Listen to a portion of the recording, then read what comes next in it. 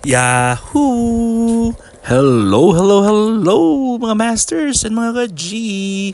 Good morning, good morning, good morning, good morning, good morning po sa inyong lahat dyan sa Pilipinas at sa buong Asian countries. At syempre kung saan ka mang lupalop ng ating mundo, ay hayaan nyo muna akong batiin po kayo ng good morning, good noon, good afternoon, good evening at good night na po sa mga ready ng matulog. At pag meron pa kayong extra time, hingin ko muna ng inyong 12 minutes para sa ating All About G, the Green, Girly, Kitty Patuti Iguana Daily Vlogs, Thursday edition. Dahil po yung Thursday ngayon ay meron na naman tayong Premier Marathon. At yung ating Premier Marathon po ay syempre meron po tayong apat na magagaling na mga hosts. So ika-19th Premier Marathon na po natin. At ang ating first host sa ating 1 o'clock to 3 o'clock p.m. mamayang hapon Philippine time ay walang iba kundi ating bro Mema Sabe. Ayan po, 1 to 3 p.m. po siya. At to be followed by ang 3:30 to 5:30 po natin. Yan po ang regular slot ng ating Rowena Millares TV. Pero po kasalukuyan po ay nagdadalamhati pa po ang kanilang buong pamilya dahil po sa pagpanaw ng kanyang daddy. Ayun po, ay nagpapakaano tayo, bumili tayo ng watermelon sa ating G at yan ay ibibigay natin sa kanya. Ito po, bagong-bago po yan, fresh na fresh po yan at he never opened pa. So yun po, bubuksan natin at ilalagay po natin ito sa kanyang blue na ceramic bowl. Siyempre yung blue na ceramic bowl ng G natin, ito ay nung maliit pa po yan. Ayun, kilala niya po yung kanyang bowl. Sabi niya, alam ko na ito. Ito ay lalagyanan ng aking fruits. Diba? Ayun mga masters, so back to tayo. So patuloy pa tayo sa ating patuloy pa po ang family nila sa pagdadalamhati. At kami po ay lubos na bibigay ng aming mga condolences po sa familia Millares. Sa family po ni Rowena Millares TV.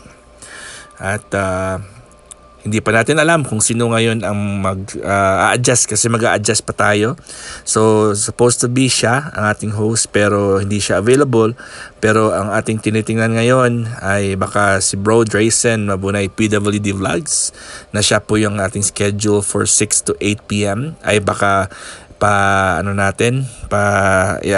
earlier natin siya yung mag-take ng place. At saka hindi pa sure pero baka si Ate Bombs 2.0 po ang ating 6 to 8 p.m. na host. And then of course ang ating 8:30 to 10 p.m. walang iba kung aking magiting na BFF, ang aking BFF Arimundi Ancotic Channel. Ayun. So siyempre mga masters ay mga ka-J na po yung pagkain ng J natin. Ayun. At hindi niya pa alam kung ano yung nangyayari sa taas niya. Kaya po siya ay nasa ilalim pa rin. So sa third floor po ang kanyang pagkain. Nasa second floor po siya ngayon. At meron pa yung first floor. Papakita ko rin sa inyo yan mamaya. Pero yun po ay syempre G natin po ay super happy at super confident po sa loob ng kanyang bahay. At hindi na po siya si G natin, super contented po siya sa lahat ng mga binibigay natin sa kanya. Right? So mga masters and mga G, ako po ay very proud sa ating accomplishments, mga accomplishments din po ng ating G. At syempre maraming salamat po sa inyong love and support sa mga kaibigan natin dyan na since beginning po ng natin kay G ay nandun talaga, especially po yung ating mga classmates ni G na yun po ay kumakain na po ang G natin ay since nakuha natin si G ay every time tayong merong live at merong videos about G ay nanonood talaga. So nakita niyo naman talaga kung paano lumaki ang G natin at nag-develop. Kaya salamat sa inyong love and support. Right? So, and then, syempre, ano, paborito po ng G natin yan, ang kanyang watermelon. At hindi mo yan ma-disturbo pag kumakain yan. Ayan. Pag kumakain po, hindi mo ma-disturbo yan. Ayan, ay pinupush ko po siya, tinutulak ko po siya kasi sasaraduhan ko po yung pintuan. Bubuksan na lang natin siguro ang pintuan. Di ba? Tingnan natin kung anong pwede. Kasi natin na may kuko niya. Kukunin muna natin yung kuko niya bago po natin i-push yan. Alright, so ayun talaga ang G natin. Cute talaga. At ako ay na-amaze pa rin dahil po hindi ko talaga ma-imagine. Ayun na, kukunin natin yung paa niya, ang kuko niya, para po ay mabuksan po natin ang pintuan para meron kayong full view ng ating G na kumakain. Ayan. Ayan ang kuko niya, ang kanyang isang paa. Hindi mo pwedeng buksan yan na merong paa kasi merong daliri dahil po ay masusugatan ang G natin. Ayan. So yan, kain ng G para po siya ay kontento at siya po ay healthy kasi paborito niya po yan. So again, ang watermelon po is really good for the kidneys. Magaling po yan sa pag-flush ng kidney toxins.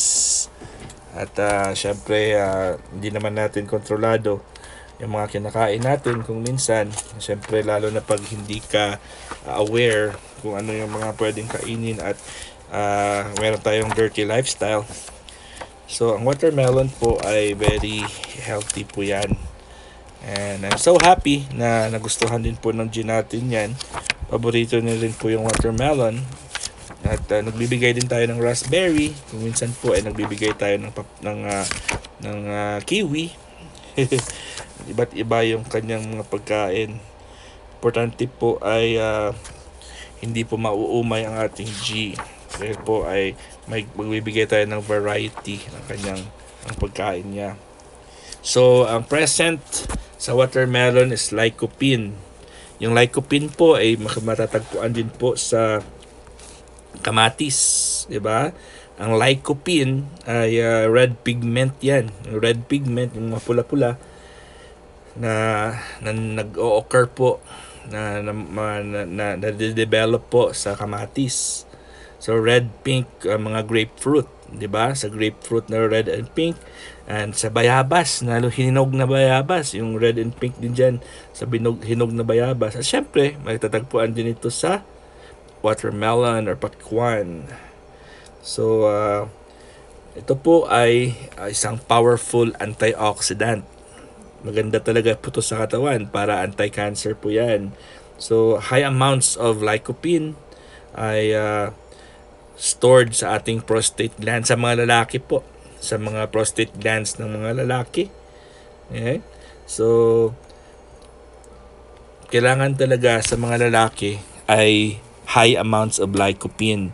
So sa mga sa mga kasama ko diyan ng mga boys. So kailangan talaga high in lycopene tayo. Para po sa prostate natin, that is to avoid prostate enlargement or prostate problems. Diba? Okay, so ang tomato sauce and other tomato paste products ay malaki din po ang ambag sa pag-avoid ng prostate enlargements and prostate problems kasi due to the lycopene. So syempre, kung mataas yung lycopene ng tomatoes or kamatis, matatagpuan din po yan sa ating watermelon. So sa ating mga lalaki, pag tayo ay palaging kumakain ng pakwan or watermelon, ay maiiwasan din po ang prostate problems. Diba? So, ano lang natin yan. Isang healing na technique naman yan at isang healing secrets para sa atin. Pero syempre, hindi lang po yan sa mga lalaki. Sa mga babae, pwede din po yan. Diba? So, ang mas maganda, ang high tomato, ang lycopene sa tomato mas nagiging highly effective po siya pag naluluto. Bioavailable ang tawag po dyan. Kung naluluto o naiinit, dumaan sa init o sa apoy. Diba? So, yun po ang sikreto dyan. So, yung mas maganda po ang nainit or napadaan sa apoy na tomato compared po sa kumain ka na ng raw tomato. Mas mataas ang bioactive niya. Okay? So, ang ano naman, syempre maganda din po yan sa ating kidneys. Dinilinisan niya po yung ating kidneys. Okay? At maganda din po yan sa pag-eliminate ng mga toxins. At sa mga lalaki po ay tumataas din po yung libido natin sa watermelon. Kaya mas magandang kumain tayo ng watermelon. Mga masters, mga kachi. Ha? Diba? Sikreto natin yan. Bili tayo ng watermelon araw-araw. Pag merong stocks lang kasi hindi naman seasonal kasi yung watermelon eh. Kung gusto nyo palaging nakatayo si Manoy. Diba? Kung gusto nyo talagang ganyan, ready sa away, ay kain tayo ng pakwan, mga masters, mga ka-G. Yan. So another knowledge naman po ang nabigay natin sa inyong lahat dyan. At maraming salamat. Kita-kits tayo mamaya sa All About sa ating Premier Marathon. And maraming salamat sa inyong love and support sa ating All About G, the green, girly, cutie patuti, iguana. At, by the way, meron mamaya a special presentation si G sa ating Premier Marathon. Hanapin nyo lang mamaya ang schedule niya at magpapakita mamaya si G natin. Maraming salamat. God is great. Yahoo!